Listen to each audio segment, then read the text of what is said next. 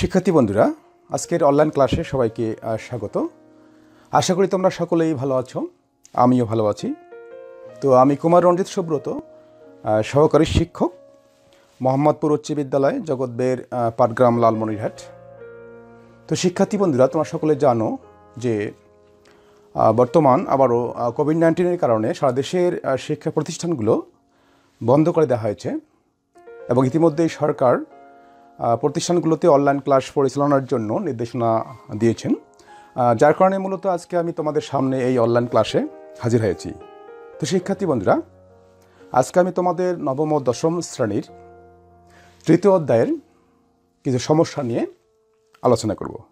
তো শিক্ষার্থী বন্ধুরা, চলো আর কথা না বাড়িয়ে আমাদের মূল পর্বে ফিরে যাই।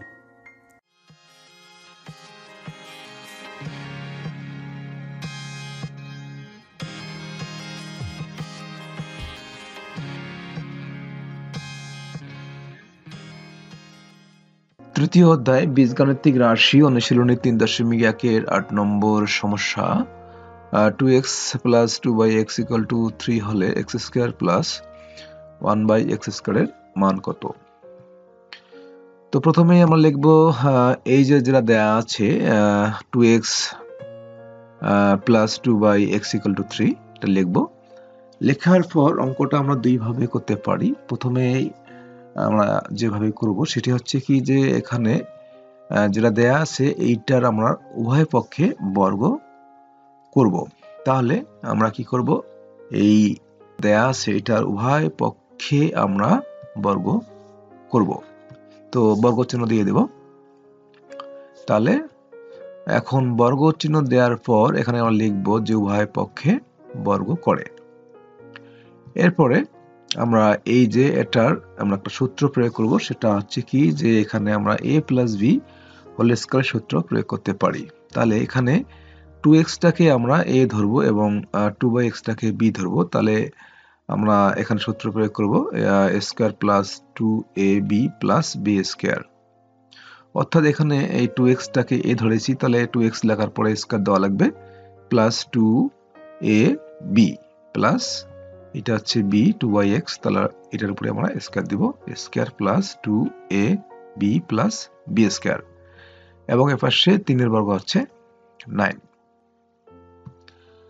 তো এখন আমরা এখানে কি করেছি, এখানে 2x এর বর্গ হচ্ছে 4x স্কয়ার, অর্থাৎ 2 এর বর্গ হচ্ছে 4 এবং x এর উপরে স্কয়ার অর্থাৎ x এর বর্গ হচ্ছে x স্কয়ার প্লাস এখানে আমরা এই যে এই x টা কিন্তু উপরে আছে এবং এই x টা নিচে, তাহলে আমরা জানি উপরে নিচে একই জাতীয় রাশি হলে কাটা যায়, সেক্ষেত্রে এটা আমরা কেটে দিয়েছি এবং এখানে 2 এবং 2 এই 2 তিনটা 2 গুণ করলে হচ্ছে 8, তাহলে 2 দুগুণে 4 4 দুগুণে 8 প্লাস এখানে এই বর্গ চিহ্নটা 2 এবং x উভয়ের উপরেই আছে, সেক্ষেত্রে 2 এর বর্গ হচ্ছে 2 দুগুণ 4 এবং x এর বর্গ হচ্ছে x স্কয়ার ইকুয়াল টু 9।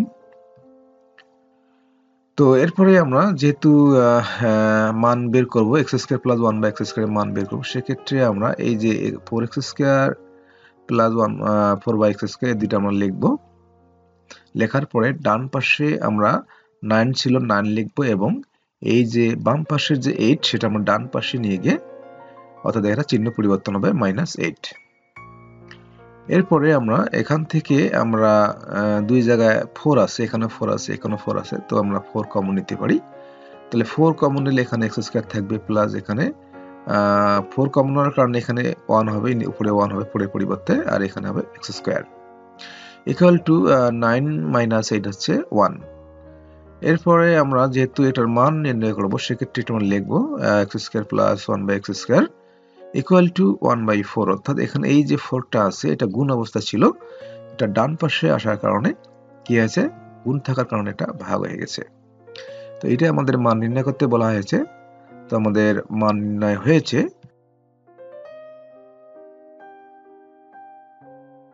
নির্ণয় মান হচ্ছে 1/4।